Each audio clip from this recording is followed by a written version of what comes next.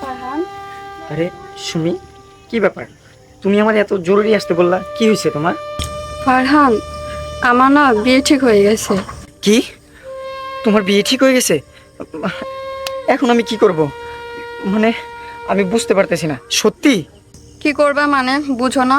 তুমি আমাকে বিয়ে করবা? ভালোবাসো না তুমি আমাকে? দেখো ফারহান, যা করার তাড়াতাড়ি করো। তোমাকে না পেলে আমি মরে যাব। আরে না না, ওইগুলো বাজে কথা বললো না।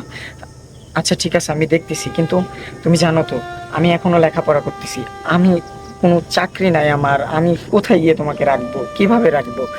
ইস, এখন কি করি আমি? আমাকে কিছুদিন সময় দেওয়া যায় না?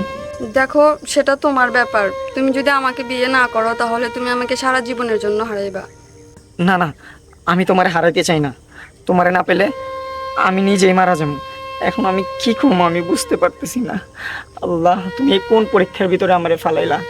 আমি আমি যে কোনো একটা কিছু করতে হবে আমার, একটু একটু বুঝতে দাও আমারে প্লিজ। আচ্ছা, যা করার তাড়াতাড়ি করো, এখন আমি যাই। আচ্ছা ঠিক আছে।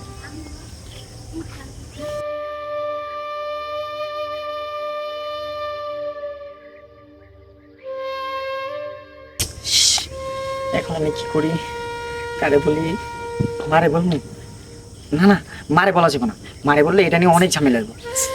আরে কজয়, হ্যাঁ পাইছি, দুলাভাইকে বলি। কারণ দুলাভাইয়ের সাথে আমার ফ্রেন্ডলি সম্পর্ক।